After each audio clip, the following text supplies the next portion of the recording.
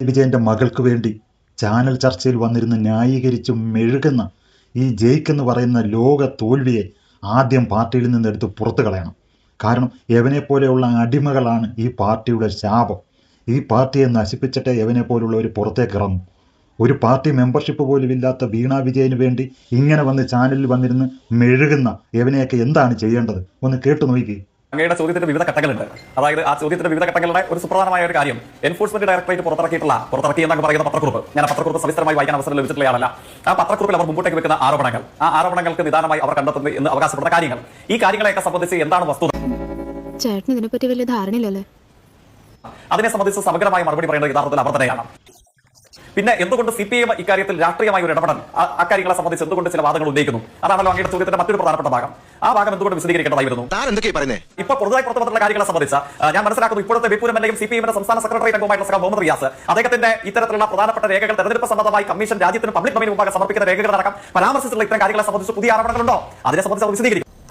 ഇതിന്റെ മറവിൽ കാണിക്കുന്ന പരിപാടികൾ എന്താണ്? കേരളത്തിന്റെ പ്രതിപക്ഷ നേതാവിന്റെ വീട് റേഡിയാൻ വേണ്ടി ശ്രമിക്കുന്നു. കേരളത്തിലെ മുൻ പൊതുമരാമത്ത് വകുപ്പ് മന്ത്രി ഇപ്പോഴത്തെ ബേപ്പൂർ MLA വീട് റേഡിയാൻ വേണ്ടി ശ്രമിക്കുന്നു.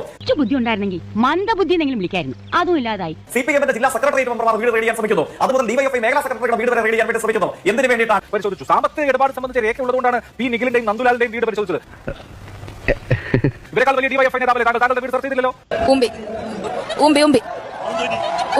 കാരണം താങ്കൾക്ക് അങ്ങനെ ഒരു സാമ്പത്തിക ഇടപാടില്ല. ഇവിടെ സാമ്പത്തിക ഇടപാട് സംബന്ധിച്ച രേഖകൾ ഉണ്ടായിരുന്നതുകൊണ്ട് CPM ജില്ലാ സെക്രട്ടറി അംഗമായ പി നിഖിലിന്റെ വീട് സെർച്ച് ചെയ്തു, നന്ദുലാലിന്റെ വീട് സെർച്ച് ചെയ്തു. ഇതൊക്കെ നിയമപരമായ നിലയിൽ നടക്കുമ്പോൾ ഇതിന്റെ സാമ്പത്തികം എന്താണ് നോക്കൂ. എങ്ങനെയാണ് കേരള മുഖ്യമന്ത്രിയുടെ മകളായിരുന്നു കൊണ്ട് ഹവാല ട്രാൻസാക്ഷന് ഒത്താശ ചെയ്യുകയോ ചെയ്തിട്ടുണ്ടെങ്കിൽ അത് അതിഗുരുതരമായ സ്ഫോടനാത്മകമായ വിവരമല്ലേ? അപ്പൊ ആ ഭാഗം ആയി ക്ലിയർ ചെയ്യും. ഈ ഇരിപ്പിൽ അങ്ങോട്ട് സമാധിയായ മതിയായിരുന്നു.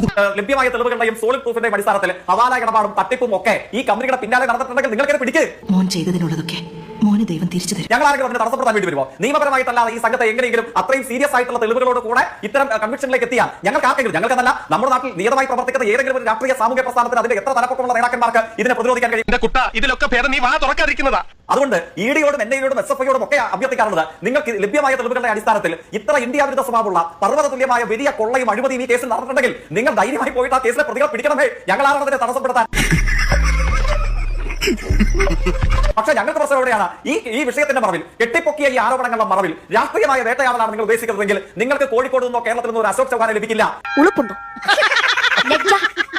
ചിരിയെങ്കിലും വിവരം ഉണ്ടോടാ നാണം കെട്ടവരെ.